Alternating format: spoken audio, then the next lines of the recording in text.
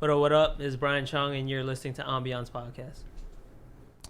What up, everybody? Welcome back to Ambiance podcast. Sitting across from me, I got Bryan Chong, a photographer based out of LA, but from Toronto, Canada, right? Yeah, that's right.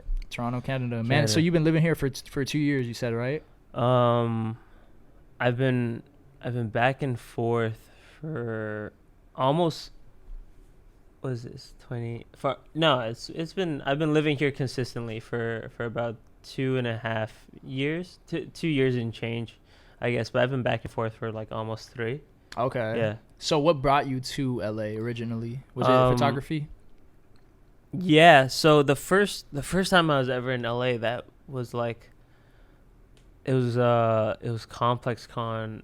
It must have been like 2017 or maybe 2016. I don't remember. It was the year when like the LA Union Jordans were. Okay. You remember that? Yeah. Like the gold ones? Yeah, that was right around 2017, right? I don't. Maybe like. I think so.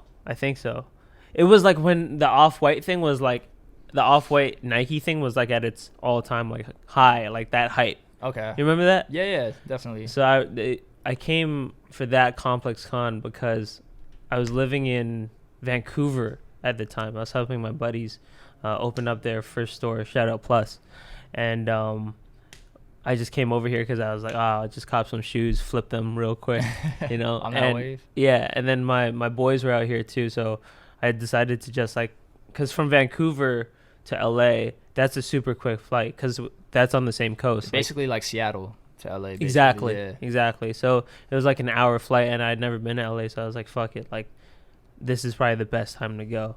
Yeah. Can we curse on this? Yeah. No. This is free reign, As bro. soon as I was like, oh fuck. But yeah, that was my first time in LA, and it was cool. Like LA is definitely like a place to adjust to. But then when I started like coming here consistently, it was for photography. That's when I started working with the guy I'm working with right now, Murda Beats. For sure. And we had, when I first, I guess my first time like really being here like that in that capacity was 2018 July, the end of July. Like when you started being like kind of like a like full-fledged like living here. Living here was, I was like, what happened was, okay, so I did a tour with Murda the summer of 2018, and then after the tour I went back home for about a month, and then I got a call from him, and he was just like, hey man, like, you know, you want to like come hang out, like work, whatever. And I was just thinking like, oh yeah, cool, like why not? I don't have anything better to do, and like, you know, I fuck with them, I fuck with the whole team. At the time, like I'd only worked with them for about like 2 months, right? Like, Yeah. but the 2 months was crazy because it's on tour. Was that around the time where he started blowing up too? Yeah. Okay. So his timeline, like, I don't know it by heart, but that was like right when I went on tour with them. That's right when Fifi dropped. And then right before Fifi, there was Nice for What, Motorsport, and all those others. So like back to back. And he had Bless Your Trap. Okay. With Smoke Perp, that whole mixtape, which was incredible. So it was all of those things like lined up, and so he was getting like, his buzz was crazy at that time, and Right. like already before then, he was already like super buzzing his name because he had those songs on More Life with Drake. He had that song with Party on With You. Okay. On Views, and then obviously all the Migos shit that he does. You know what I mean? Yeah. So, that was a hot year for him, bro. Like incredible. fucking ever since then, Yeah. he's just been on a roll. Mm-hmm. Dope. Well, I kind of want to get into a little bit more of like how you came up in Toronto. So sure. When you were at a young age, did you always have like kind of like a creative mind, or where did that originate from? I guess when I was growing up, like I was not physically inclined at all. Like I was not one of those kids that was like outside playing sports, doing this or that. Like I'd ride a bike around with a couple friends, but like I wasn't like, you know, outside hooping, playing soccer, none of that. You know, I had asthma growing up too, so then it was like I was like a whole thing. Eventually I got over it. Like my parents put me in like swimming lessons and shit. I guess that's supposed to help. But what happened was I would just spend all my time inside. I just like spend all my time like inside reading, playing video games, watching movies. Like that was my whole thing. So I was always like consuming a lot of like things like media and literature and different things like that. So I was always like, I guess, more drawn to those things. Okay. And then I think in the 3rd grade for my birthday, my parents were like, man, we gotta get this kid out of the fucking house. Like all he does is sit inside. Like this is fucked up. Like kids shouldn't be like this. So I think they got me like a really shitty little like digital point and shoot. It was like a Samsung, if I remember right. Must have been like 4 megapixels or something like that. And they got me one. They're just like, here, like go outside and take photos of things, because they didn't want me in the house anymore. And I guess it just kind of stuck. And I just been like taking photos of like things here and there like ever since. So it was more like a hobby back then, and you were just shooting. Okay. It was for sure. It was like serendipity. You know what I mean? Like it just like I was given a gift, and then I was just kind of like, oh yeah, like cool. But yeah, like when I was young, like I would just read a lot. I always wanted to like draw and paint because I think it's so cool. But like you know when you picture something and you try to do it with your hand, and it's bro. It's terrible. You're just like, why does my apple look like a fucking tomato or something? You know what I mean? Like it just looks all wrong. So I've always been drawn to like arts and stuff. But there was only so much stuff that I felt like I was good at. I probably just didn't have the patience to follow a lot of it. Art and drawing and painting is like seriously patient, intense. Yeah, so much like you really have to like care for it. You know what I mean? So, but I've always been drawn to like a bunch of different creative things, you know? Yeah. So you ever think about like what would have happened if your parents never gave you that camera? Like maybe you would, or maybe do you think that you would have ended up doing something else, or do you think that this was kind of your calling and you would have found it a different way? That's a really good question. It's funny, I've actually never thought about what would have happened if they didn't get me that camera. I don't know. I honestly don't know, because I feel like I have ADD, and I feel like just because of the path that I'm on now, I eventually would have figured it out. Right. Like I would have gotten my hands on a camera at some point, or like I would have seen something, et cetera, but I don't know. I've told that story so many times where I'm like, it just makes sense, like that things worked out the way they did. But yeah, like I was saying, I have like ADD, so I feel like at some point I would have like, oh, this is cool. Like, how does this work? Blah blah blah. Yeah, you know? Or maybe that like creative mind that you have and that ADD would have been like focused on something else. But, but if you think about it that way, you never know. Maybe you could have been successful at whatever else it was. You know? Yeah, you never know, right? It's crazy. Literally. So, all right, that was the 3rd grade when you got that camera. You started messing around with it. When did you start to take things more seriously with photography?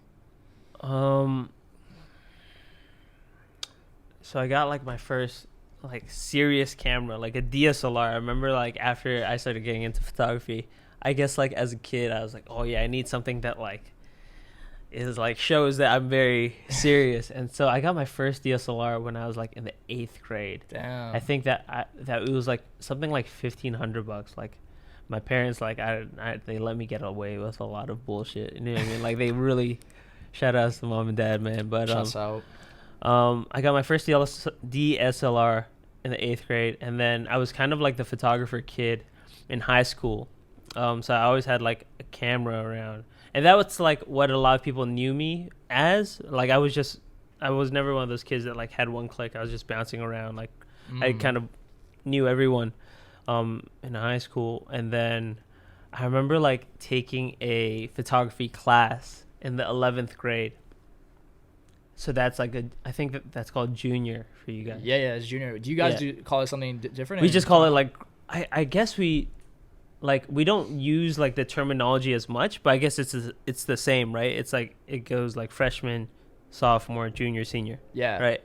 We just say like grade 9, 10, 11, 12. Really? Yeah. Okay. 9 out of 10 times that's what we say. I didn't know that. Yeah. And so in the 11th grade when I was a junior, I took a photography class, and I remember like I was killing it, but my photography teacher at the time was like, what do you like this is what you want to like do with your life. And I was like, you know, as a teenager, I'm like, yeah, of course. But then also as a teenager, he was like, you know, it's a really hard job. You're probably never going to be like successful at it. It's really hard to make money from it, blah, blah, blah. And he wasn't like, in hindsight, it's like he wasn't trying to like be like a bad guy or like trying to like shit on me. He was just trying to like make me aware of like the real world. Give you like realistic expectations. Exactly. But at the time, because I was like a moody teenager, I was like, fuck, like, man, now it's like my photography teacher doesn't want me to do it. And I remember like I told my parents, because I was gonna go to university for photography too, and we have this thing in Ontario, which is like the province I'm from, right, where there's something called university fair. I don't know if you guys have that. It's like is it like a job fair, but for... Yeah, I guess so. Oh, so is it when all those colleges kind of come to school? Okay, we have something similar like that. Yeah. But instead of like coming to our school, like they would go to like the convention center of the city, Toronto, and then all the kids would go there. Okay. And like they'd be able to talk to all the different universities, and more specifically like the programs at each of the universities. Right. So I remember my mom drove me downtown to go, like, she's like, oh, go, you know, do your thing, get all the information you need. And I was like, okay, cool. And I remember sorry, Mom, I literally didn't talk to any of the booths. I literally just went to the visual arts photography booth at a university called Ryerson University. And I only talked to them, and then for like another 3 hours while she was waiting outside, I just like fucked around with my friends and like pretended like I was doing things. I wasn't. And because that was the only thing I was interested in was photography. Yeah. And then, you know, I went back in the car after, and she's like, oh, like, how was it? I was like, oh, it was great. It was sick. Like, I talked to so many colleges and universities, and it was good. And she's like, okay, that's good. Like, did you find one that you think you liked? I was like, yeah, I think I found like one that was good. And, you know, it was like it's a photography program at Ryerson, and just like so happens that her face was just like, it just like went white, and she just like, from like, she was so excited to like, what the fuck, like, did I get myself into? You know what I mean? Did she want you to do something else? Oh, for sure. She was just like, you know, like, I think it's a story that's like as old as, not time maybe, but like as old as since, you know, immigration first started happening, you know, like people travel from, you know, where they're from to a place that they think is better in hopes of like providing their children with like better opportunity, right? And like, you have to admire that, you know what I mean? Like, so for me and my parents, it was like, my mom's from Malaysia and my dad's from like a mainland China. So that's like the rural parts of China where it's like villages and shit. Yeah. And so they met in Toronto, and it's like the immigrant like dream, right? You know, you go somewhere and like you hope that like your kid has a better life, more opportunities than they were afforded, right? So like in her mind, it's like, let me preface all this by saying, like, they let me get away with a lot when I was a kid. Like, they were always very understanding. They aren't like, this sounds like they're very traditional. They're not, but in some aspects, it's like they still have a certain like set of beliefs. You know what I mean? Yeah. So it's like, yeah, of course they would want me to be like in business or like, you know, work at a bank or like be a doctor, a lawyer. Like any of those things would have made them happy, you know? As I get older now and I talk to them, they're just like, as long as you're good, like whatever, we don't care anymore, right? But at the time it was like, oh my god, like he wants to go to school for photography, this is fucked. Like, yeah, well back then, like creatives and creative industries like weren't as booming as they are now. Like nowadays it's like, I'm sure that was 2008. Yeah, exactly. Right? So now 2012, sorry. Yeah, and this is like the golden age of creativity. So it's like, when you have kids one day, maybe, or if I have kids one day, it's like we're gonna be like so understanding. Yeah, university and colleges, it's not like as relevant anymore for like the things that we want to do. It's more like it's more just like experience. But yeah, so my photography teacher I felt like my photography teacher didn't want me to like do photography. My parents definitely not. I remember the girl I was dating at the time was like, come on, like be realistic. Like, what do you like? You're gonna be a photographer? I was like, fuck. Like, so I stopped doing photography. And in like my senior year, actually, and I was just focusing on school. And then I went to university for like a completely different program, like a business program. And then that whole first year of university, I was just miserable. I was like depressed. Yeah. And I was just because like, you're doing something you didn't want to do, right? it was like I was doing things that I wasn't sure like were for me, and I felt like was what everybody else wanted me to do. And then, but it was also like when I was younger, I made my parents a promise that I would like go to university, I get a degree, and like I know how important it is to them. It might not have been the most important thing to me, but making them happy was a big deal to me. And like Gotcha. it was a promise I made. I intended on keeping that promise, you know. So, you know, I just like I was in university, I was lonely, I felt like kind of fucked up and weird, like I wasn't sure like this was for me, and I wasn't doing photography anymore, which was like kind of fucking me up too.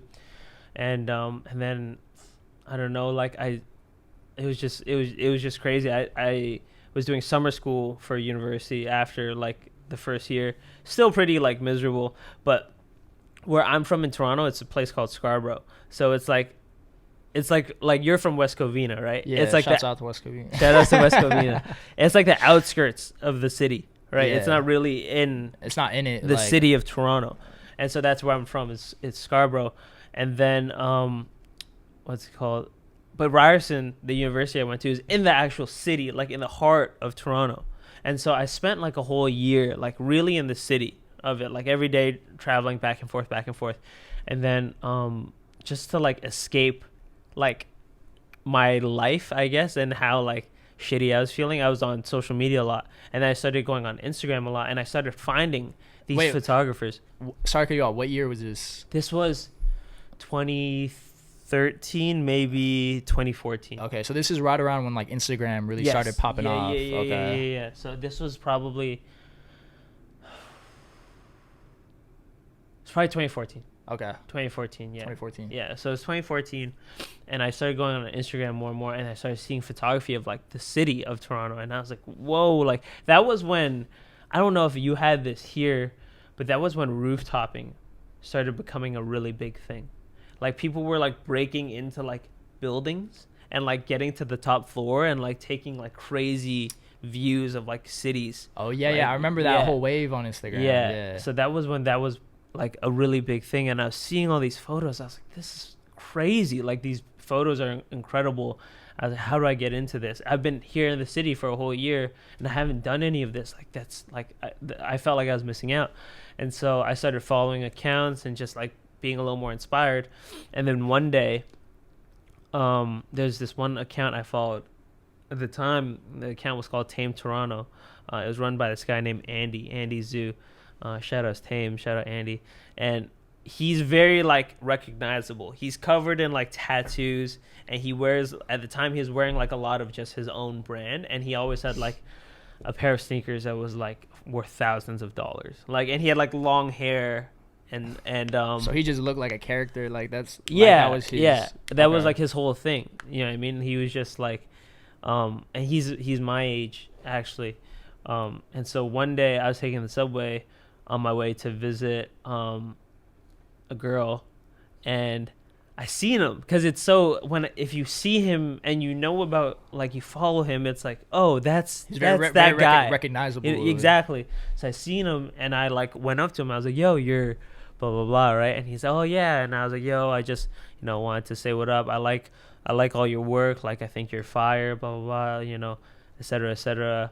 And he was just, we were just talking for like a couple minutes, and he's like, oh, like, are you going back this way? Like, because where I seen him was like where the subway splits up into like two different directions. So I was getting on another line, he was getting on the line I was just coming from.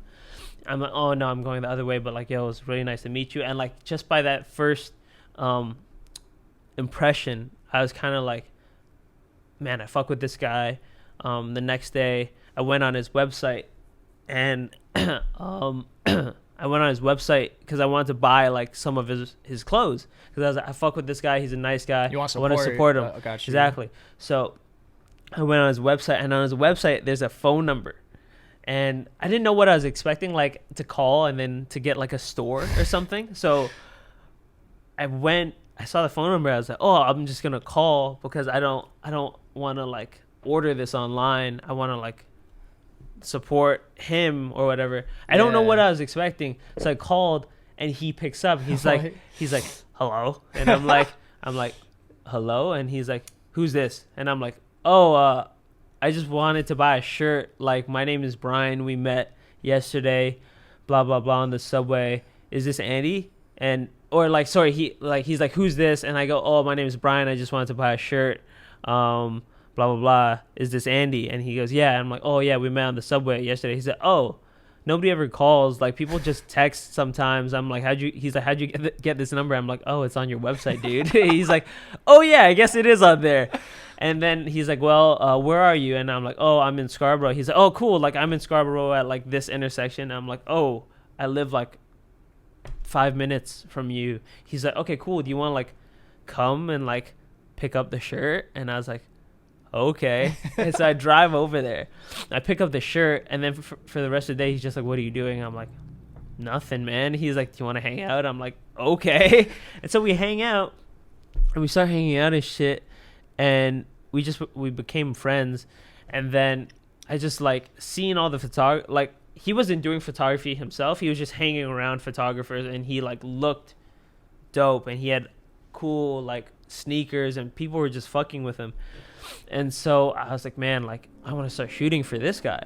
And so I picked up my camera again, and I started like rolling with him and just taking photos of random stuff, just like anything I could kind of like be inspired by, like the city and random things. And then from there, I started taking photos for him, and I started taking photos for people around him, because like Toronto is such a small city. The thing about Toronto is like, it's like so much talent comes from Toronto, but like the actual city, it's like, imagine like the city of like the downtown city of LA, like, and then like cut that in half. Like, that's what the actual city of Toronto is like. That small? It's very small, the actual city, but there's a very big area surrounding it. Like, you know, how the greater area of Toronto. Exactly. So like how Los Angeles County, that covers like, it's a big area. That covers everything, right? That covers like Van Nuys and West Hollywood and all that other shit, right?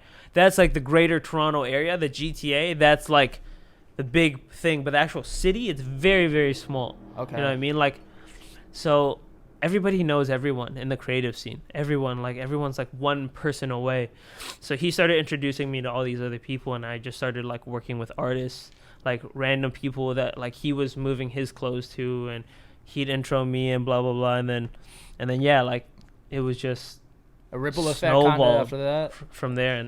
And here I am like 6 years later. It's kind of crazy. Yeah, that's nuts, because that just happened so organically for you. Like, you know, it's a timing. It was a big thing for you, and it's not like anything was like really forced, right? There have been so many people along the way that like helped me get to where I am today. You know what I mean? Like, so like I couldn't, well, I probably could name all of them, but it's like it all happened like because of the people that supported me, the people that like took a chance on like, who's this like dorky kid with like his little canning, you know what I mean? Yeah. But you know, I was very blessed and fortunate that people, you know, like saw something in me that I definitely didn't see in myself at the time, you know. Did you experience any struggles throughout that time? For sure. What were some of those struggles? You know, I mean, like, I guess a big part of it was like making money, right? Like, because like so where I'm from, that part of like Scarborough, it's like not a good area. You know what I mean? It's the hood, is it the hood? Yeah, hood essentially. Yeah, like in a way, like there's a lot of different like hoods in Toronto, like in a lot of different areas. So there's a lot of not so good areas. That was one, like I'm from like one of them, I guess. But a big thing was like making money in photography. At first, I had no idea how to do it. Like I literally was like clueless. You know what I mean? I don't even remember like the first thing I made money from, but it was probably like, I think I shot like somebody's event, and they gave me like $50 or something. That's probably what it was. Like it was probably like a party, you know? Yeah. And I had literally no idea what I was doing. Like I was just like, I probably had like my Canon Rebel T3i and just like the flash that was attached the starter to it. Yeah, and it was just like, it was so bad. Like I know I have those photos around somewhere, but they're really fucking bad. And I want to see those. And I mean, I'll find them. And it wasn't until like a much later. So if I started taking it seriously in 2014, I probably didn't quit like working until I was like 2017. Where were you something working like at? I was working at like retail stores. Oh, Just really? like I was just working like at like random clothing stores and like like selling clothes and shit. I And think that's important yeah. for people to hear, especially like aspiring photographers or Yeah. creatives, because they Yeah. see like where you're at now or somebody else that's For sure. successful, and they don't know that you were working Yeah. those type of jobs to make it to where you're at now Yeah. to support yourself, right? 100%. It would just be like I'd just be working like a shift, and I'd get off and I'd like go shoot, or I'd go meet with somebody and like shoot with that whatever it was. I'd like make it work around my and I was doing university at the time too, Oh shit. because I had to finish getting my degree. So you had like your studies, you had to do that job to support yourself Yeah. while still pursuing your passion. Yeah, so that was when it was kind of crazy, and like and then around I think 2016 or 2017. No, it was around 2016, I think. Yeah, maybe like late 2015, beginning of 2016. I met these guys.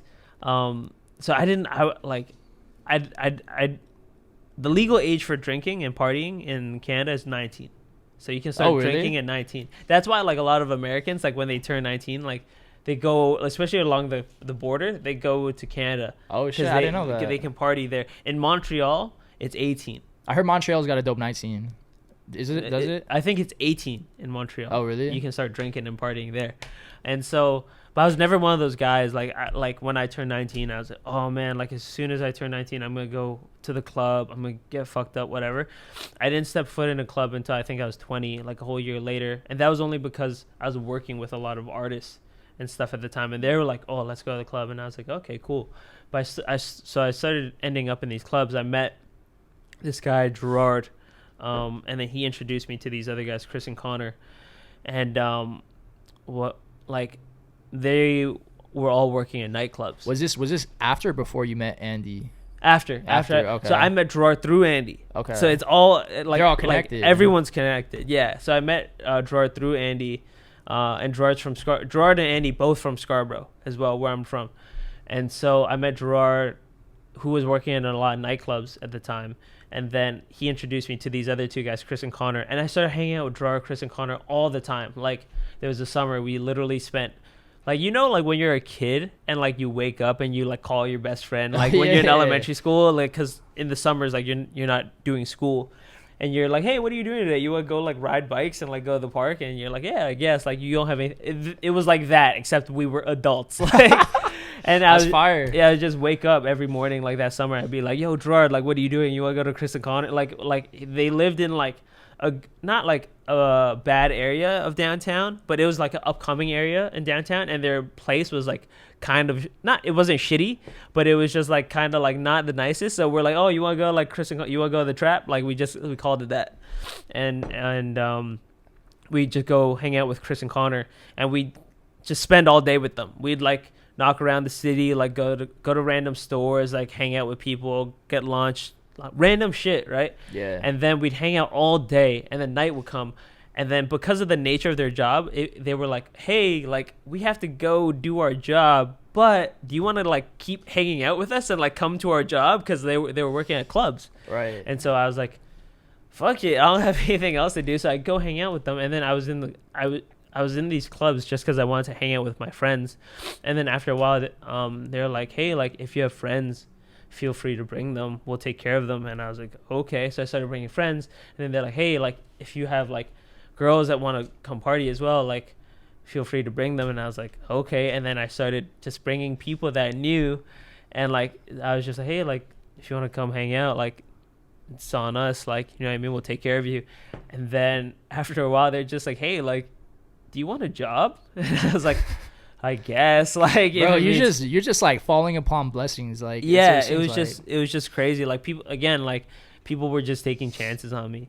And then I started doing the nightclub thing is what I was doing. So then during the days I would be studying in class, and then the weekends and nights I'd be doing the nightclub thing, and then like I would be shooting in between, and I was doing that for a while. So yeah, I mean, like struggles, man. It was just like struggles of like getting up, you know what I mean? Like just like getting people to know you, getting people to vouch for you, getting like into certain shows, like how I made like a wave in photography. Like I started how, like when you start doing anything, you emulate the things that you look up to, Where you the get things inspiration from. exactly. So when I first started, I was trying to like do rooftop photos and like do cool city photos and things like that, and like landscape and different things that I was inspired by.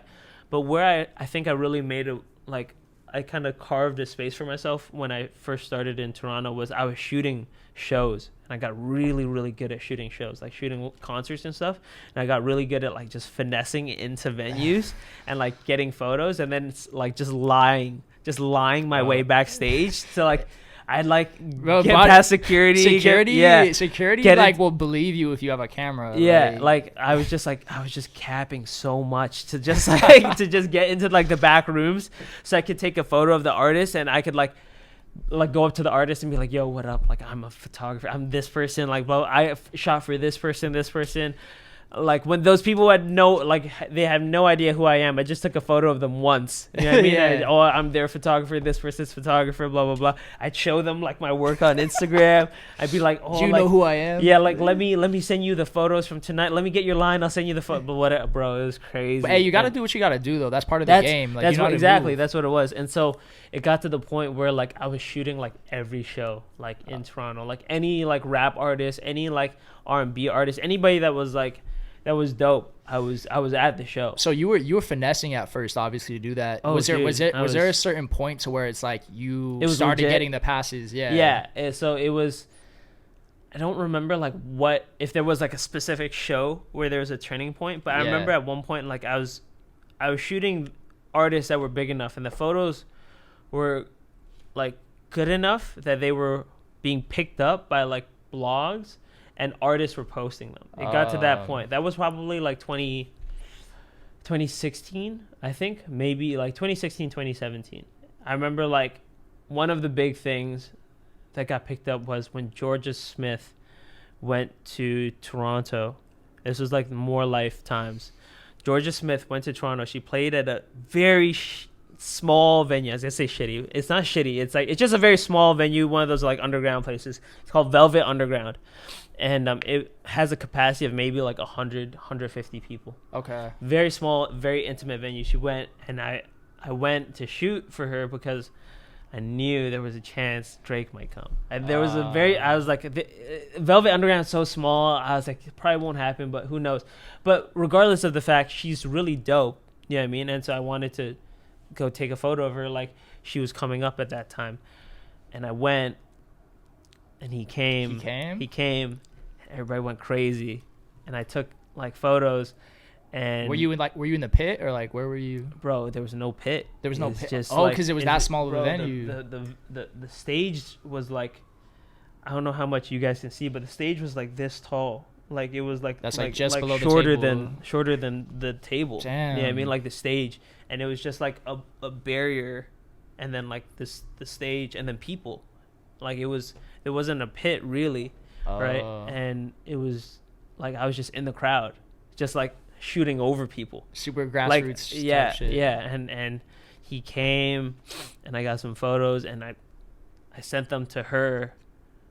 I don't think Instagram stories was even they were a thing. Because what year was this? This was 2017 probably. Okay. Yeah, so Instagram stories were a thing. So I sent them to her, and she loved them. She posted them, and then they were just getting picked up everywhere. Fader, Fader, Hype Beast, High Snob, Vice, CBC, which is like the Canadian like news outlet. Did you reach out to those publications, or did they just pick them up? No, they just picked them up off her gram. Dope. So a lot of people, a lot of publications were posting them, and then I managed to connect with someone at High Snob.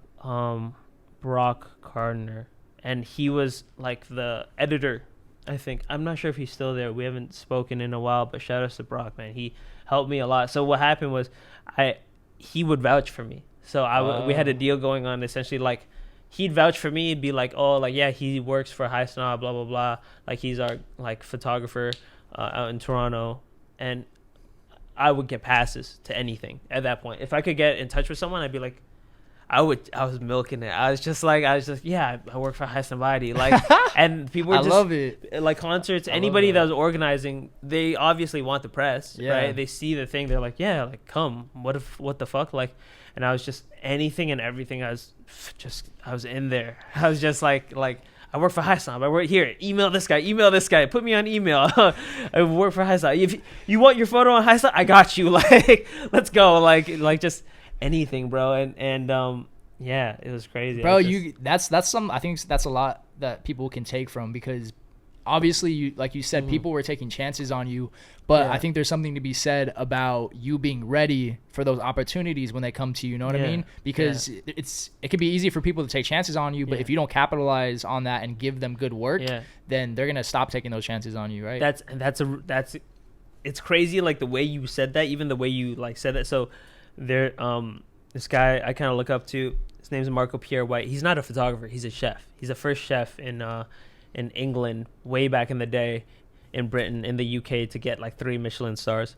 Oh shit. And like his thing for success is like success is just like, there's gonna be times when you get lucky, and then when you have those opportunities and you're blessed with those opportunities, you have to make the most out of them. You have to capitalize on them. You have to have like the presentness and like the awareness of what's happening to be like, I have to make the most out of this right now. Like I have to like really like go all in on this. Like that's like what he says like success is. You know what I mean? Like there's times when everyone's gonna be lucky that where they're like afforded certain opportunities, and you have to have like the presentness to be there and be like, this is it. Like shut This is everything it. else out and just focus Go. on capitalizing on Exactly. that. Yeah. So Damn. Yeah. I love that. yeah. And also, like, if you're listening to this, I think that you also need to know how to not only be like skilled in your craft, Yeah. but like you're a perfect example of this. Like the way you move in your industry is gonna get you to where you want to be Yeah. at a much faster rate than Yeah. just like waiting for things to come to you, because I'm going back to this again. People were taking chances on you, but you weren't waiting for that. Like you were doing your own shit to get backstage. You were doing your own thing to make these moves. You weren't just sitting back 100%. and like I got this good dope workout. I'm gonna wait for it to come to me. Right? Yeah. Well, Murda always says, your net worth is your network. You know what I mean? He always says that, and it's true. Like a lot of it is about who you know. Like, I'm sure there's a lot of people that could look at my work and be like, I'm way better than this guy. I'm way sicker than this guy. And it's like, people are entitled to their opinions. Do you know what I mean? But like where I think I'm very lucky was I met a lot of people, and I was like, I kept meeting people, and I kept trying to expand my network, kept trying to like get in with different people, and like I wasn't shy about it. You know what I mean? I was like I was kind of shameless about it in a way. I was just like, oh hey, like you want photos? Like come on, like I'm here, like I'll work for free. Literally, I'll do. It was bad, man. I was just like, I'll do anything, like just please, gig. just pipe me up. Like I just post me, please. Like it was, but it was like that. It was just like I was doing good work, and like people were fucking with me, and so it was how I think like the natural progression of like the story is. So I was getting all these passes at this point in my photography career. I don't know why I did air quotes. It still doesn't feel like legitimate to me in a way. You know what I mean? Like for me to say it's my career. Well, it's I weird. think that if you are making a living off of doing it, it's your career. It's right? it's just trippy. You know what I mean? Like It's even hard to even think still, about. yeah. But because it doesn't feel like that long ago. I was just some kid like taking random gigs. You know what I mean? For like oh, you want me to shoot like this cannabis event for like $200? Yeah, I'll do it, man. Like whatever. Like you know what I mean? But I was getting all these passes, and then Spotify was doing a Rap Caviar show in Toronto. Oh shit! It was a big thing. It was like Uzi was coming, Playboy Cardi was coming. So many people. I'm trying to think. Baka was there. Who like I have all the photos. I just need to like look at them. But like the headliners were like Uzi and Cardi, right? But the other person that was there, to DJ, like the openers, was Murda. So Murda was there, and he brought out Pressa. I don't know if you know Pressa, but he like at the time he was like super fucking hot. Like it was like he had a song called Novocaine, and it was just like crazy. Like the whole city was like fucking with this guy. Like it was incredible. And so is he out of Toronto or he's from there, and now he's living somewhere else. I'm not even sure where. But so Murda was at the Rap Caviar show, and he brought out Pressa, and I was taking photos, and like I got a bunch of sick photos of Murda. I had them all edited, ready, whatever, like the night of or the day after, and what's it called?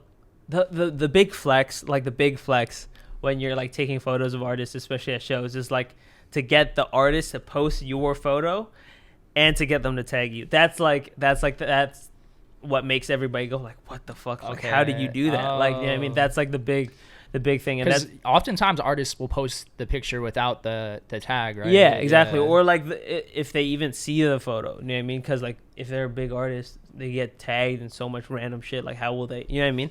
And so that was like the big thing. And I knew Murda was from Canada. I thought he was from Toronto at the time. I wasn't like super familiar with like his story, but I knew his manager was a guy named Corey Litwin, and Corey Litwin used to be a nightlife promoter, like kind of what I was doing at the time.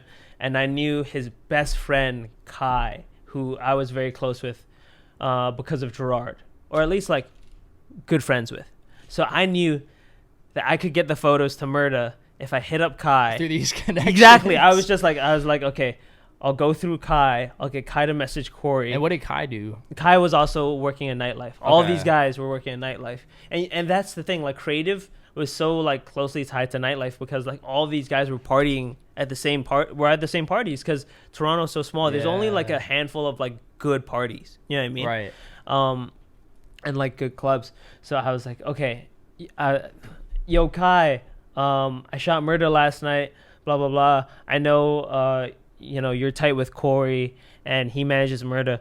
Could you get these over to them? He's like, yeah, bro, I got you for sure. Because like Kai's amazing dude. I just fuck with him. He fucks with me. And then so he sent the photos to Corey. Corey got the photos to Murda. Blah blah blah. They post. They tag me. It's dope. It's sick, right? Yeah. And that's like the big flex always. Like I'm like back in Toronto. It was like that's what I was getting backstage to do. I'd be taking, because it's like when you're shooting in the pit, there's going to be maybe 4 or 5 other photographers that have photos that look like yours. Like in terms of like they might edit it differently, but they're gonna look like yours. I was finessing backstage so I could be like, I would have the one photo from the day that nobody else had. Okay. You know what I mean? That's was how like, you set yourself apart from those other photographers. And then I would hopefully try and get the artist to post it, tag me if it was good enough. You know what I mean? And so that was the thing that made everyone in the city kind of be like, how are you doing this? Like how do you, what's going on here? And so then after that point, Corey knew about my work, and then they would just be back and forth from LA at the time, Murda and Corey, because they were living here in LA, but they would come back home a lot, to visit their friends, do shows, do press, whatever. And every time they were back, eventually I got Corey's contact, and I just hit up Corey. I'd be like, yo, you guys need a photographer? Like just hit, like, I'll drop everything. Like I'll just come hang out. Like whatever you guys need, man. You were hungry, bro.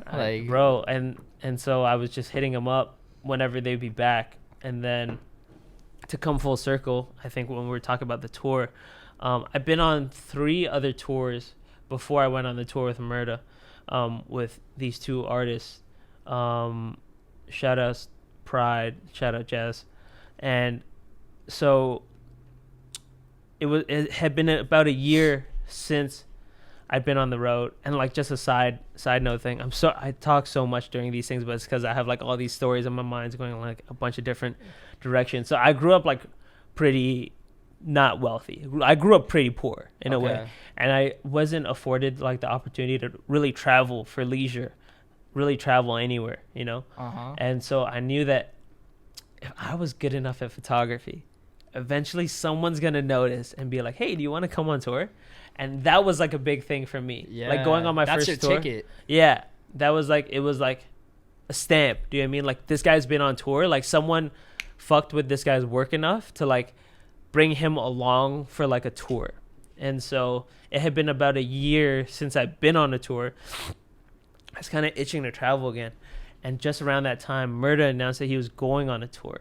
It was the Endless Summer Tour. It was damn near a moving festival. It was G-Eazy, Lil Uzi Vert, Ty Dolla $ign, P-Lo, YBN Namir, and Murda.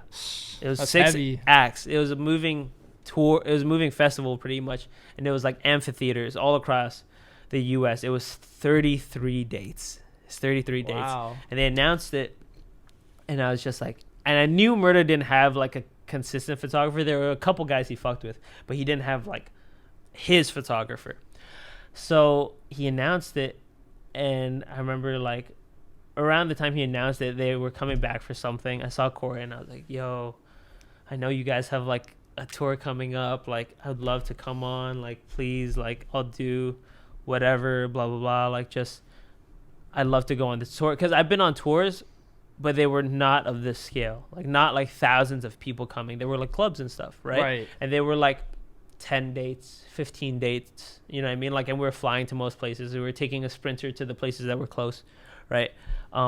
This was a different kind of tour. It was amphitheaters. It was a tour bus. It was 33 dates. It was massive. And so I was like, this will be my next thing, right? And so Corey was like, yeah, we'll see. And this was like, they probably announced it 2 months or 3 months before the tour started. And Corey was like, yeah, like, we fuck with you. We'll figure it out. Don't worry. We'll figure it out. And like, he, you know, shout out Corey, man. So patient and understanding. Such a nice fucking guy. I was literally calling this guy every other day, like, or every day About that tour. about the tour. Like, I was just like calling him. I was, hey, like, I felt bad because I was blowing up his phone. I'd be like, hey, dude, like, I'm sorry to call you again. I know you're busy, like, blah, blah, blah. Like, just wondering if there's an update. Can I do anything? Blah, blah, blah. Let me know, et cetera, et cetera. And he's busy, you know what I mean? Like, that year was huge this was 2018 at this point, right? This was probably like May or April of 2018. And that's like when they were really, the run was starting to go crazy, right? At this point, because it was like Nice for What, it's coming out. Motorsport has already been out, all that stuff. And so, you know, they were just slammed with work. But Corey was so nice. I call him, I'd be like, I feel shitty. He'd be like, no, I'm so busy. Like, please just keep calling me, keep reminding me. We'll figure it out. I was calling this guy every fucking day for like 3 months, 2 or 3 months, every day. And anytime they'd be back in the city, I'd pull up, spend all day with them, shoot for them, whatever. Yeah, I mean, like, wouldn't ask for anything, fucking help out with whatever. And it was, I think, 2 weeks before the tour. 2 weeks. And I was just like, hey, like, blah, blah, blah. Like, any update, any idea what's going on? And they're like, nah, like, we're still trying to figure out last minute all the arrangements, who's coming, blah, blah, blah. And then I knew they had a show in Vancouver like a week and a half or like 2 weeks before the tour. And I was just like, okay, cool. Well, like, I know you guys have Faded in the Park coming up. That's what the festival's called. Can I come? If I come to Vancouver, can I shoot? Because I had homies in Vancouver. I was like, fuck it, I'll just make a trip out of it, and I'll go see my boys. And I'll just fly myself out. I'll crash on their couch, whatever. And they're like, yeah, like, if you come, we'll get you a pass, whatever. And I was like, okay, sick. So I flew myself to Vancouver, bought my own plane ticket, flew myself to Vancouver, and I linked up with them. And then, like, you know, they're happy to see me because it's like I've been working with them a number of times now. And it's always cool to see someone that you know in one place, see them in another place. Because you're like, whoa, like, what are you doing? What are you doing here? Like, this is so different. Like, and so they saw me. They're happy to see me. It's like you see somebody at a festival. Exactly. Yeah, you're here too. Like, Spider-Man meme. Shit. Yeah, right. Yeah. And I saw them, and then it was right before, like, we were getting ready to go on stage, and I was just, I talked to Corey, and I was like, dude, like, you know, it's like, it's less than a month from the tour. Like, I've been calling you for 3 months. Like, I'm here. Like, I'm dedicated. Like, can I come? And he was just like, yeah, man, you can come. And I was like, oh, that must have felt so good. Yes, it felt amazing. And then, like, you know, and then Murda, like, dabbed me up, and they're all like, yeah, bro, like, come on tour. And it was, and then I think I flew back a day or two after to Toronto. I had probably like a week to get all the gear I needed, because I knew it was an amphitheater tour. I was gonna need like a 70 to 200. I was gonna need like certain lenses, certain equipment that I didn't have. I had a week to get all the equipment, pack everything up. Oh yeah, because it was so short notice. Yeah, but I got it all together. I flew out to LA, and man, we did the damn thing. Like, it was crazy. Yo, that's like a example of a perfect persistence story. You know what I mean? Just as an example of me being fucking super annoying. But it's like, I guess, you have to go after the things you want, right? Yeah, and I think what you're doing too is you're staying top of mind, like at all times. You know what I mean? Yeah. It could have been easy for you to like ask him once, and then like a couple weeks before, like, yo, any update? I was just obsessive. I was just like, that's just my personality. Yeah. Like, when I like fixate, and like there are certain things, if I want it, I'll try and figure it out. You know what I mean? And that was like a big thing, I think, at the time, because I was like, this will make me like even more legitimate and blah blah blah. Yeah, so. And it's risky because it can go one or two ways. It could either turn off the person, who's could alienate the person, 100%. Or it could make them respect you, because in my own life I've seen that come to fruition with just getting guests to come on this podcast. Right. Some of them respect the persistence, and I try to be respectful, of course, but at the same time it's like people are busy, like people have their lives, like 100%. You got to follow up, because it's like, I feel like that's a lesson in itself, like the art of following up with people. And I was very lucky in that sense, because Corey was very, very understanding. He was very like patient, and he encouraged it. He was just like, yo, like, nah, like, you're a good guy, I fuck with you, blah blah blah. It's just I'm so busy, I have all these things I'm juggling, and like the team was at the time was still very small. It was really just Murda and Corey. You know what I mean? He didn't have a lot of people like supporting him in that way, so he had to stay on top of everything. And so he was just like, yo, just keep calling me, it's okay, don't feel bad, just keep calling me, blah blah blah. I promise I'll work on it when I can. And so he was super man, like, if he wasn't patient, or if he was like more short with me, more like, yo, like, I get it, stop, like, blah blah blah, who knows, it might not have happened, right? But he was super cool about it. Damn. I wouldn't be in the position I am today if like he didn't take a chance on me. Yeah, that's a big thing. Shouts out to Corey, man. Shout out to Corey. That's dope. So you go on that tour. How did that tour go? It was fucked. In a good way. It was just the most insane, like, at the time, the most insane experience I had ever been on, because it was like being on your job 24/7, and like there were a lot of things that I realized, like, my workflow I thought was really good, but there were a lot of ways it could improve, and it's very challenging being on a tour, especially for 33 dates, because it's like the first 10 shows, it's like cool, like you can just take a photo and it'll be cool, because it's not the same photo yet. You know what I mean? When you get to like the 20s and the 30s, it's like, how do I still make this interesting? Yeah, how do I still make this good? Like it's because it's all an amphitheater, it's all a stage, it's all this or that. How do I keep doing it? And I was honestly, by the end of it, I was having a hard time. Like, it was difficult. I'd never been on anything of that scale before. Yeah, that's a long tour. Yeah. And also, like, nothing can prepare you for being on the road like that. Every day you're waking up, you're working, and then you're traveling to another place, and you're waking up and working again. It was 33 dates it was 33 shows in 50 days. So it was like a show every other day, pretty much. And there was like some blocks where it'd be like 2 in a row, 3 in a row, 5 in a row, and then we'd have like a couple off days. It was just a lot to keep like working in that way, like consistently every day.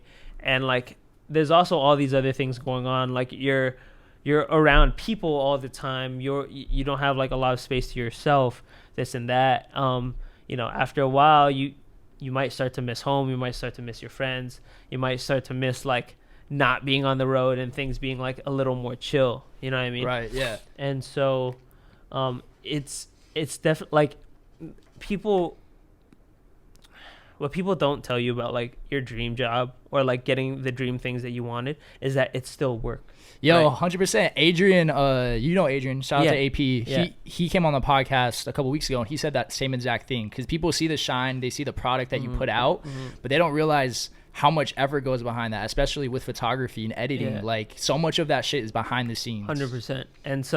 And then being on the road, it's just like you're around people all the time. You have to like be around people. I don't know about you, but like me, like I like to have like my space sometimes. I like to just like be on my own, like be in my own world, think about things.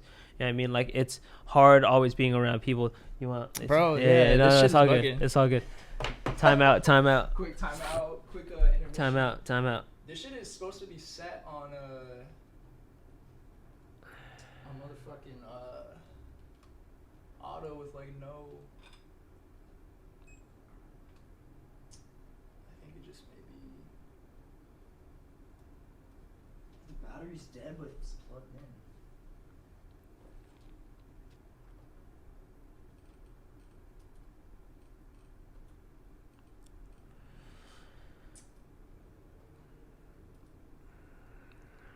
Yeah, I'm just gonna have to go without it because It's all good. No worries. it's not working. No worries. Fuck it. My bad, bro. No, you good. But yeah, no, tour. It was but like I say it was fucked, but man, I mean it in like the best way. It was just like the most insane experience at the time of like my life. You know what I mean, like an amazing like.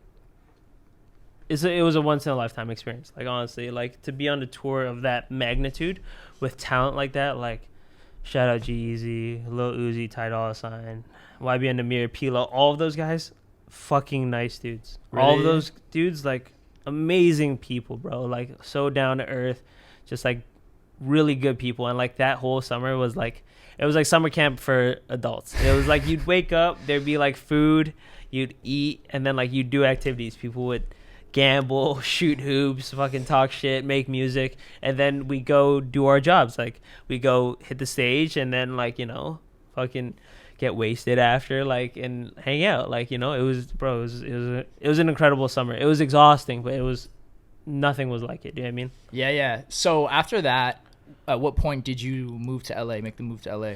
Okay, so after that tour, man, I was like, I'd never been tired like that before. And I remember like so the last stop was in Miami, which is a whole nother thing. You know what I mean? Like when you end a tour in Miami, you know it's gonna be fucking crazy. So that whole night, like I didn't sleep. Like we ended the tour, it was super lit, and then we went to 11. I don't know if you know. Have you been to 11? 11 out here? No, in Miami. Oh no, I've never been to Miami before. Oh, okay, so some people might know, some people might not. If you know, you know. 11 in Miami is a strip club, nightclub that's open for 24 hours. It's kind of like Magic City in Atlanta or something? Yeah, it's an insane place. It's a very magical place. A very magical place. So we had the after party there. It was super lit. It was super crazy. We partied. You know, there may or may not have been strippers there. And who knows? A strip club.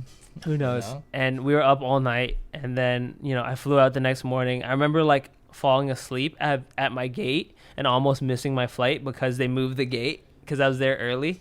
I remember waking up and being like, why isn't anyone here yet? And then like I looked at the time, I'm like, what the fuck? Like it's supposed to take off soon. I get a call from the airline and they're like, we see you've checked in, but you're not here, sir. Like we're about to close the plane up. I was like, what the fuck? And I'm like, I'm at the gate. Or they're like, we've moved it, you idiot. And I was just like, I'm coming right now. And I was like running through the airport with like my bags, like, and they're like, we're sending a car for you, get in. And like some dude like picked me up and drove me like to the gate, and it was like, sure.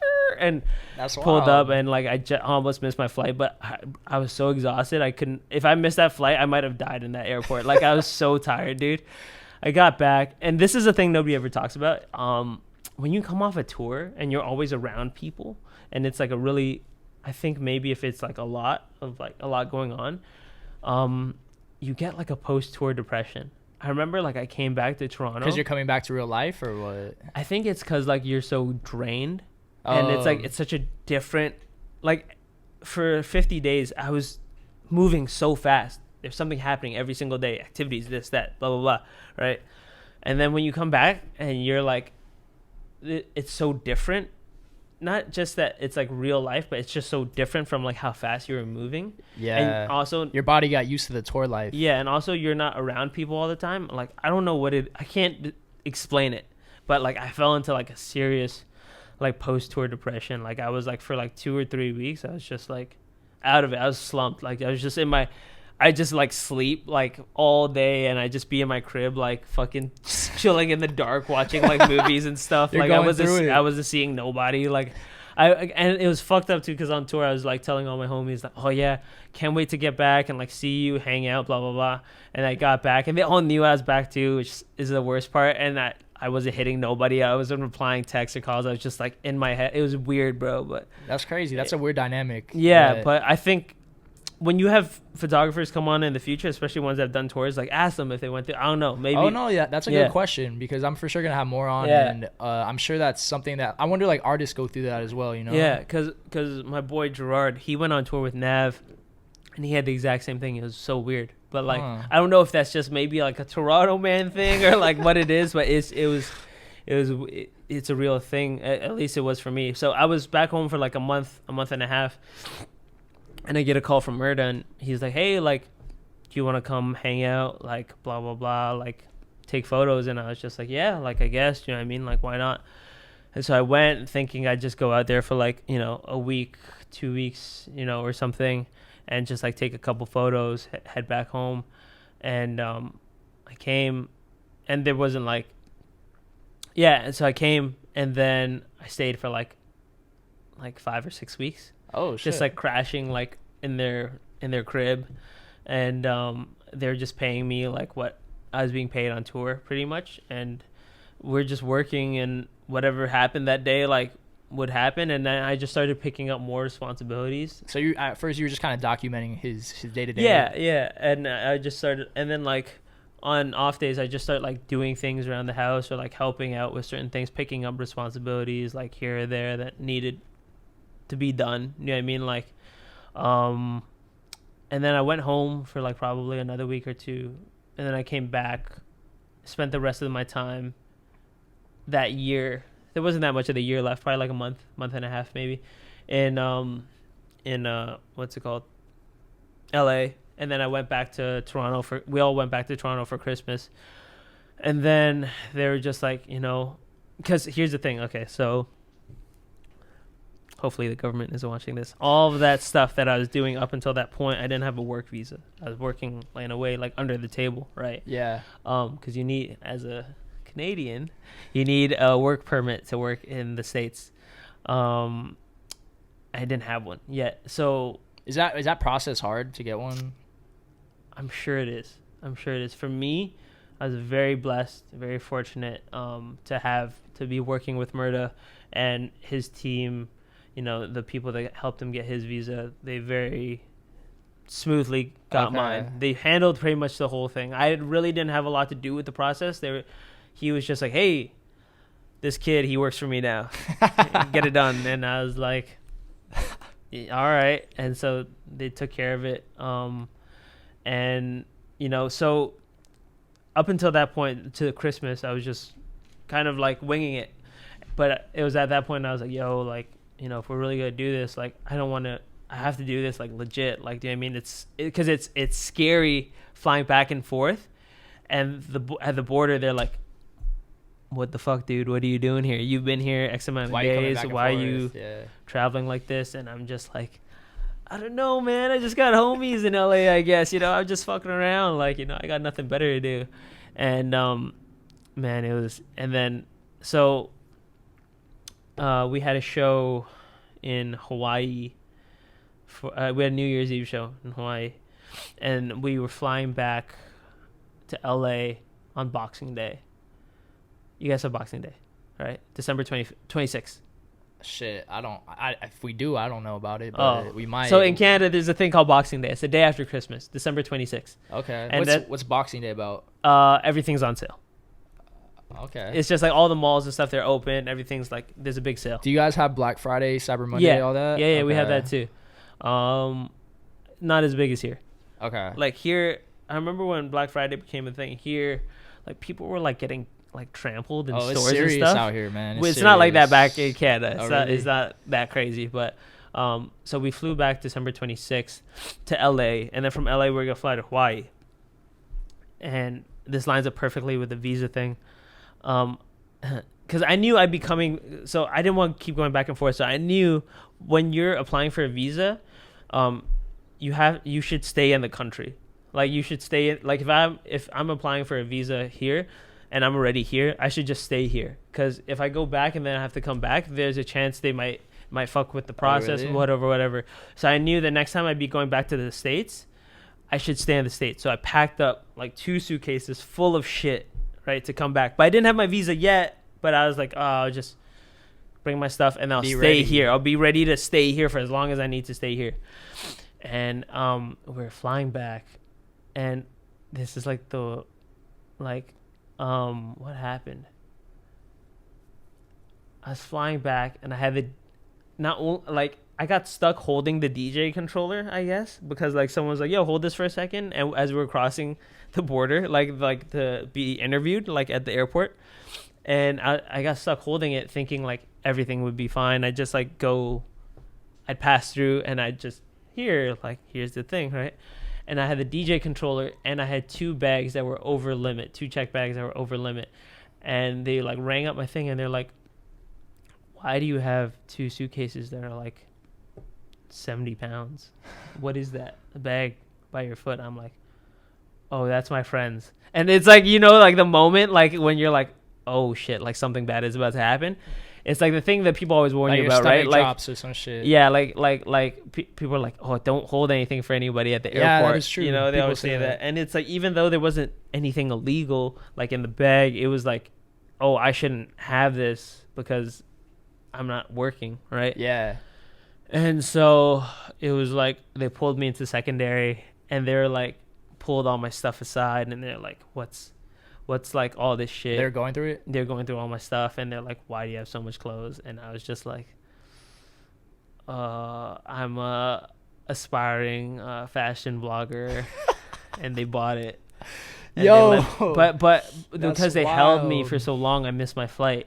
Oh shit, you missed your flight. Yeah, and it was the last flight from Toronto to LA that night, and they're like, "You can't sleep in the airport. You can come back tomorrow, and we'll put you on the earliest flight, but you'll have to go through immigration again." And I was like, "Fuck that! I'm not doing that again. Get me close. Get me to like, could you fly me to like Burbank or like blah blah blah?" And they're like, "The closest we can get you is like Las Vegas." And I'm like, "Fuck it. Put me on the flight to Las Vegas. Let's go." Put me on a flight to Las Vegas. I touched down, got a rental car, drove in the middle of the night from Vegas to LA with all my stuff in a shitty rental car, dropped off the rental car, Ubered back to the crib, caught the flight to Hawaii the next day. It's crazy. Bro, you're like the king of finessing.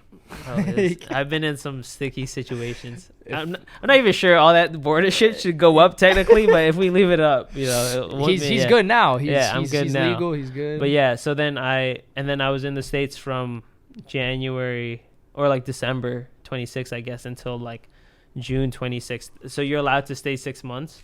That's like the maximum amount of time you can like stay. And then my visa came in like right at the end of the stay, so I've been here ever since. And then since then, I don't only do like Murda's photography anymore. I'm essentially like his day-to-day guy. So like anything he needs handled personally, I'll take care of. I also like liaison between like his management team, to make sure everything like, logistically things are done on time. We're here at certain times. People need to be contacted, this or that. And I also work with his like his business team that takes care of like accounting, blah blah blah. Wow. I'm like, I do a lot of different stuff now. I don't only do photography anymore. So your role's like really expanded. Yeah. And with that role expanding, what have you learned from all these new roles that you picked up? Music is a very difficult industry. It is. It's incredibly difficult. I've heard so much about that. I think a lot of people think that it's very glamorous and like fun, and it is. There's a lot of fun moments. There's a lot of really incredible, unreal moments. Like, it's afforded me a lot of experience I wouldn't have even dreamed of. We did Coachella last year. We performed Coachella. That was being on that stage and seeing like The crowd. tens of thousands of people. Yeah. It's like your brain sees them, but it can't like understand like It's like incomprehensible. The exactly the amount of people that are actually in front of it. It's like insane. But yeah, like I've been afforded amazing opportunities that like because I like get to work with, you know, a star like Murda and, you know, a brother. He's like a brother to me now, you know. And because, you know, we work in music, we've had these opportunities, right? Like I've never been outside of North America, the continent of North America, until this year when we went to Asia. We went to India to do shows there. Oh, before like COVID hit and shit? Yeah, before COVID hit. And we went to India that was crazy. I've never been outside of North America, the continent. And I got to travel outside of North America for work, like because of my job, fire. You know, so. But yeah, no, music's incredibly hard, man. Like people don't see like a lot of this, like what you're doing right now. They don't see a lot of the shit that goes on behind the scenes. There's so much stuff that like, so much work, so much paperwork and coordinating and still finessing, and then the logistical stuff, like the business side of it. You know, bro, it's really, really difficult. Like it's really hard. Like I'm not saying this to put anyone off. If music is your dream, like, man, go chase it, right? But yeah, like don't be fooled by like the glitz and the glamour and the Instagram posts. Like it's incredibly difficult. Yeah, like, and once you're in it, you won't know until you're actually in it, right? Yeah, and you realize what's going on. Yeah. So I got a question. What's up? When you're around all these people like Murda, Lil Uzi, Jeezy, you name it, when do you know to document something and when to put the camera down, you know? I think it's just, that's a really good question. I still have trouble with that sometimes. I think a lot of it depends on just like having a sense of like awareness of like your surroundings. Do you know what I mean? Like, are you in somebody's personal home? Maybe don't do that. You know what I mean? Like what are they talking about? Like if I'm recording of like video, right? What are they talking about? Maybe, you know what I mean? If we're in a public setting and there's like, I hate saying it like this, like normal people, like there's just like people around, you're probably good, right? Because it's like people can see what's going on, right? It's fine. You know, if it's, it just, you have to be awareness of your surroundings. That's like, you have to be present. You just have to be thinking. That's like the main thing, you know? And I still have trouble with it sometimes, to be honest with you, because I'm like, oh, this is really cool. But then it's like, I don't know, you know, because, and every artist is different too. Like, I'm sure there will still be times in the future when I'm doing something and somebody's like, hey, don't do that. Even at this point that I'm at, because it's like, you know what I mean? Like, it's the day and age we live in. Like, so much shit goes viral. Somebody's career can be ruined off of like something going viral. Because the way cancel culture is nowadays, you know? Yeah. And it's just like, you know, that's just how it is. But, you know, just be an objectively good person. And generally you don't have to worry about things like that, right? But yeah, like, people are private, right? At the end of the day, people still have to remember, like, these guys that are like top of the game, like in the public eye, they're still people. They're still people. They still have their private lives. They're still entitled to like what they want to like do, et cetera, et cetera. Like, they're still people. We should all respect that. You know what I mean? Like, everybody's still human. Yeah. And do you think at the point where you're at now with working with Murda, like, you have a good understanding of like what he wants and what you need to do to execute that? Yeah. Like with Murda, I spend every day with him. Like, we live together. Oh shit, really? Yeah. So it's like, that's like, hold on, ask me that again. We're gonna do this again. Okay. Yeah. So at the point where you're at now with Murda and like how long you guys have worked together, are you like cognizant of what he wants and what you need to do to execute that? Yeah, I mean, like, we spend so much time together. Like, we're with each other every day. So it's like, when you're around somebody that much, you start to get a sense of it. With him, you just work so much that it kind of becomes like second nature. Okay. You know what I mean? I'm very like lucky to have been able to like develop a relationship like that, where it's like, I kind of just get to like document and like do my thing, and like it all adds to like the bigger picture, right? Yeah. But you know, it's just about like spending time with the person and like, you know, just being aware. It all comes down to awareness, I think, with photography, you know, like really being there. So like, you're ready. you know, if How anything happens. how old are you? I forgot for a second. I was gonna say I just turned 25, but it's like time flies.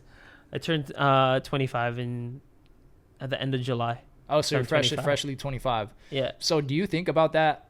Like, do you think about how young you are and just I think think about, like, do you get excited for the future? I think I'm old. You think you're old? I feel old all the time. It's all perspective. Yeah, because I feel like I've been doing photography for a long time.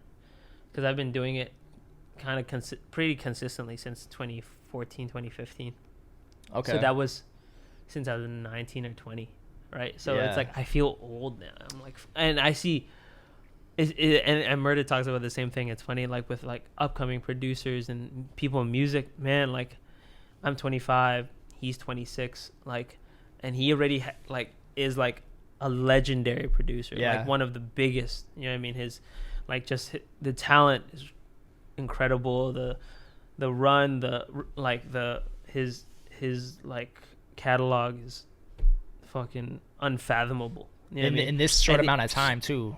Exactly. He's only 26, but to him, he feels old too, because it's like we both see younger and younger people, because it's like now it's like the age of the internet. You can learn anything on the internet. You have people more resources than ever before. You know what I mean? Yeah. And it's like, it's just crazy, because it's like I see photographers and video guys that are younger and younger, and like as sick as I am, sicker than me, like way better. You know what I mean? Because like they have these resources, right? Yeah. And it's just like, man, like it's crazy. Like now I feel old, you know what I mean, looking at them, because it's like if I was at the point they're at when I was their age, I don't know where I'd be now. But it's just like, that's just the journey of life. You know what I mean, that's just Yeah. a game of life. Like you work with what you have and you just make the best out of it. But it's like, I personally, like, I feel old a lot of times, which is probably bad. You know, I know like 25, it's not old, right? But I feel like I've been doing it for so long, and I think especially now in like this digital age, just kind of like this like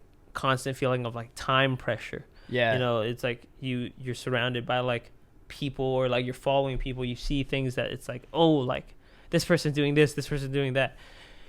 So easy to it gets easy to compare yourself to somebody Yeah. else's success. So easy to distract yourself, so easy to get down on yourself with like seeing other people's stuff. You got to just focus on yourself end of the day. But yeah, no, like I feel old and I feel young. It just depends on the day. It's weird. You go through moods like that, huh? Well, I think, yeah, like we said, it's all about perspective. Like, Yeah. you know how many people are probably like in their 30s wishing they were like Right. at the level where you're at, right? Right. So I think Right. that it's all about like how you think about it. Yeah. You know? I think it's just another thing too about like never being like satisfied, because it's like, you're right. I can recognize that I'm very blessed and I'm very lucky, and that I'm like afforded I'm very grateful for all the opportunities I'm afforded as well. And it's like, I know that what you're saying is true. Like there are definitely people that like are older or like in a different circumstance that like wish they had like the opportunities I had.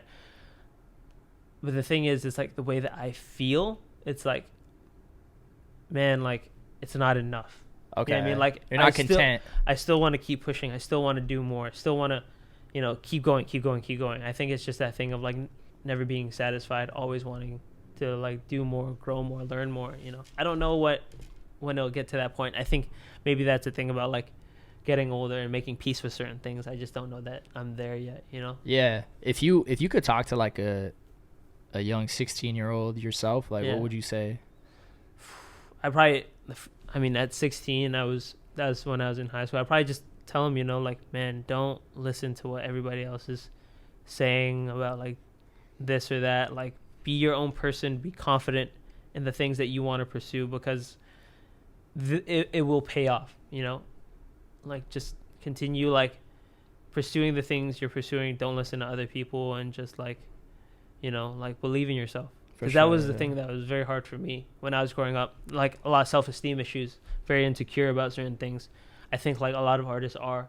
You know what I mean? Yeah. They think like the things that they're doing aren't good enough, this or that, right? But you know, you just have to fight through those voices. When I was in high school and I let, you know, my ex-girlfriend, my parents, my teacher, my friends, I let them sway me into not doing photography. looking back as an adult, I don't blame them. I don't blame any of them. It's end of the day, it was my responsibility. It was my fault. It was my life. I should have. It's like at the end of the day, it was like 5% them and 95% me. You know what I mean? Because it's like I could have just been like, hey, I get what you're saying, but I have to do what I feel is right. But it was because I was insecure, because I didn't believe in myself. I wasn't confident at the time that I was like, maybe everyone's right. Maybe I'm not cut out for this. Maybe it's not the right thing for me, But it's like, that's the thing, right? Like, and that's probably why too I'm still not content, because it's like I feel like I have to make up for that lost time. Okay. Like I have a chip on my shoulder. I still have to get back, because what if I did keep going, right? Yeah. So with that in mind, let's say there's like a young photographer listening to this right now. Maybe they just started. Right. What advice would you have for them? Be patient. If this is what you really love to do, like just stick to it. Be patient. Network a lot. Be a good person. Like, that goes so far nowadays. There's so many shady people that work in entertainment. There's so many shady people that work in arts and like creative things. Just be an objectively good person. Be good kind, intentions. Be patient. Yeah, good intentions, and just do good work. Always learn. Keep learning more. I have to tell myself that too. I get stuck a lot. What else? Yeah, man. I think that's it. Be confident if you can. It's hard. It's very difficult. You're surrounded by all these different people's work that you think is good, maybe even better than yours. Learn. That goes back to learning, right? Yeah. Patient. I said that already, but it's so important. Just believe in the process. You have to trust the process. It's scary. Everybody's journey is different. Everybody's path, journey. Nobody's thing is like a straight line. I mean, there's ups, there's downs. There's so many ups and downs, man. It's crazy. And a very good friend of mine, somebody that's like that's signed to Murda Gang, great producer. His name's Foster. Shout out Foster.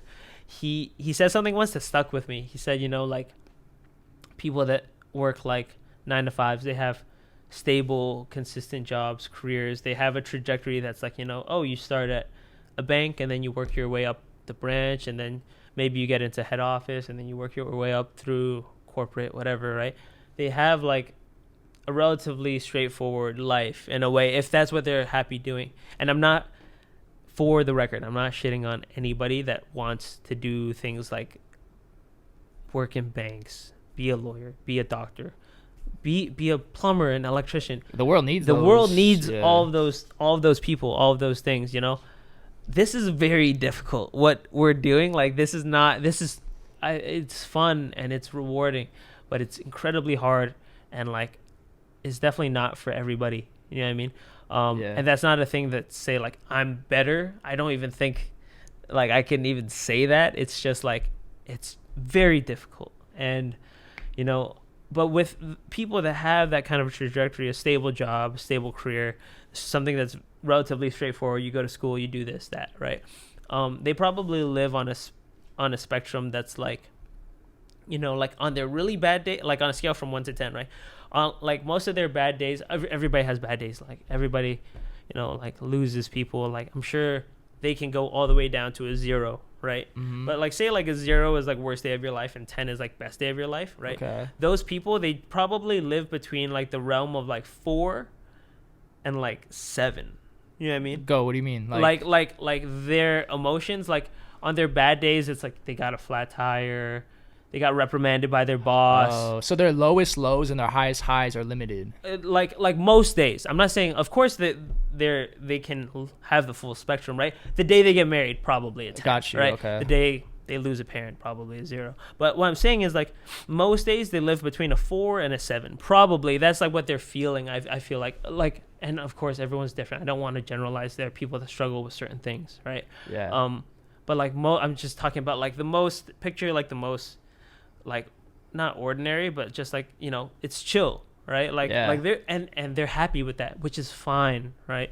On a bad day they're probably like a 4. On a good day they're probably like a 7. They got to see their friends, they got a good workout in, blah blah blah.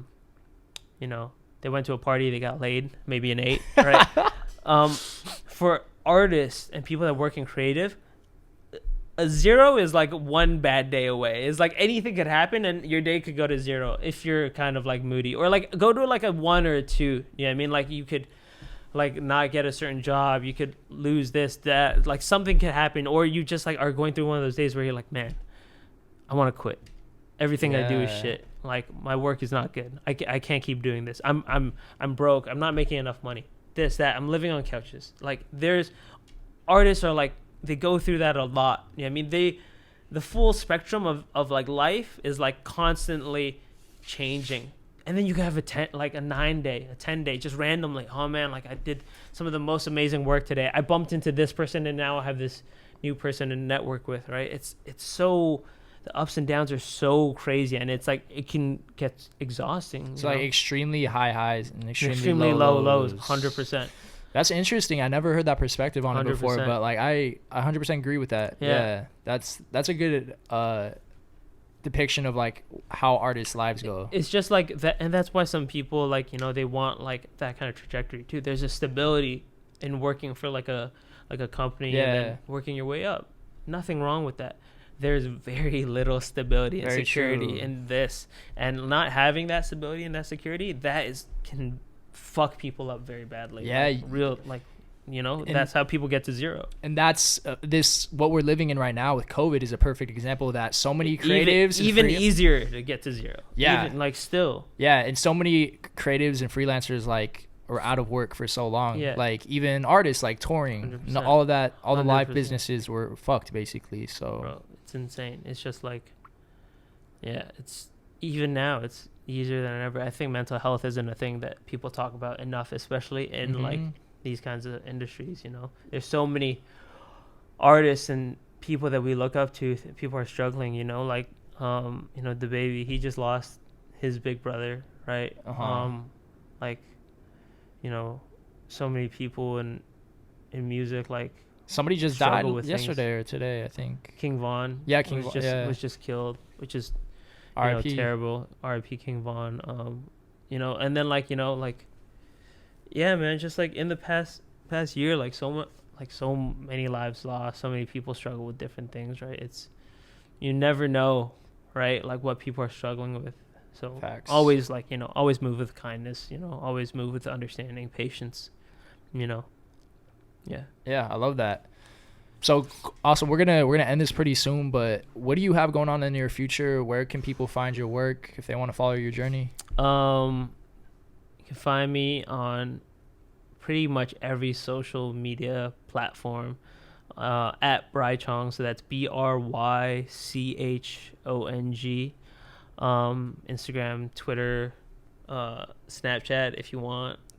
Whatever. I really just use like Instagram and Twitter. I should get on like TikTok and all those things. I know. This is what I'm talking about. I feel old already. You know. Yeah, like, there's already me too. Platforms that I'm like, man, like I don't. It's cool, but like I don't know if it's like for me to make stuff on. It's just messed up. It's crazy, but that's like the world, right? And then what do we have going on? When I say we, I think of what's your at though for the socials? Yeah, so it's at Bryan Chong. So it's at BRYCHONG. Okay. And you can find me on there on pretty much any platform. And then what do we have going on? I think sorry. No, you're good. So what do we have going on? When I think of we, I think of like I think of like Murda Gang, the team. We just dropped a song with Ariana Grande. Fire. Her latest album, track 3, Motive, featuring Doja Cat. It's a smash. Everybody go stream it. What else? We have a tape coming up soon with an artist. I can't say who yet. We just released the single Good Evening featuring Shorty. Stream that as well. It's an amazing song. Okay. What else do we have going on? I think just like a lot of different like personal things, you know, a lot of growth in terms of projects. A magazine cover just came out that I shot. That was cool. Dope. Shout out Magazine. You know, I shot that for Murda, first magazine cover. It's a cool little moment. That must have been dope for you. You gotta frame that shit. Yeah, I do. I gotta get my hands on one first. Yeah. What else? Yeah, I don't know, man. We're just gonna keep growing, keep pushing. More music, more photos, more everything coming soon. Yes, sir. I'm excited to see it. Hopefully, Absolutely. 2021. Thank you for having me, bro. I appreciate it. Yeah. I appreciate the talk. I hope you guys there's something in here for somebody. That's all I want. End of the day. Yeah, I'm sure there is, man. You had a lot of good points in here. Even Thank for you, me, a bro. lot of shit that, like I said, I have a lot of photographers on, and you've brought like new perspectives to the table for me, and I'm sure a lot of other loyal listeners. Yeah, right? yeah, of course. So thank you for that. This Thank was you guys fun. for listening, man. Yes, Thank sir. you guys for tuning in. For Levi, Bryan Chong, this is Ambiance. We out. Peace. Peace.